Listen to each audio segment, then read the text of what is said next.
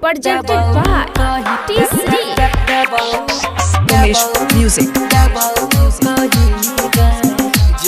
संगम recording studio चकरमनिया। काट के बहाना घर से आबै छी घास केना के टूटलै बोले मकई के गाछ।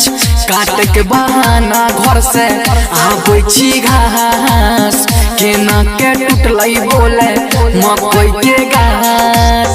ओढ़नी बिछाइल छौकी कोइले बोले सही गई जे देलही ओकरा छौरी हमरो दही गई नहीं ते सब छौड़ा बाग के देबौ कहीं गए। काट के बहाना घर से आबै छी घास केना के टूटलै बोले मकई के गाछ। ओढ़नी बिछाइल छौकी कोइले बोले सही गई जे देलही ओकरा छौरी हमरो दही गई नहीं ते सब छौड़ा बाग के देबौ कहीं गए।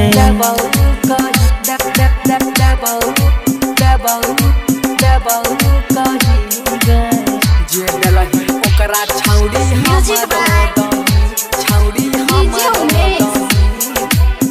जे देलही ओकरा छौरी सिंगिंग बाय सागर सुमन। यदि नहीं देबही त कराबौ बाबा लगे व्हाइट ड्रेस तोहर कैरा देबौ लाल लगे।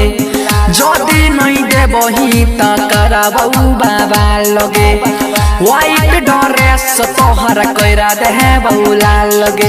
गे वीडियो बनैने छियौ गाँव में देखाइबा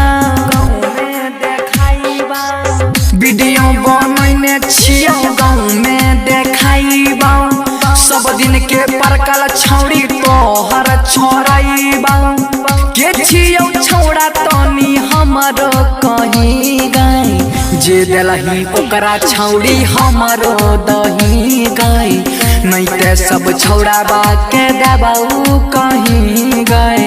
काट के बहाना घर से आबै छी घास केना के टूटलै बोले मकई के गाछ। ओढ़नी बिछाइल छौकी कोइले बोले सही गई जे देलही ओकरा छौरी हमरो दही गई नहीं ते सब छौड़ा बाग के देबौ कहीं गए।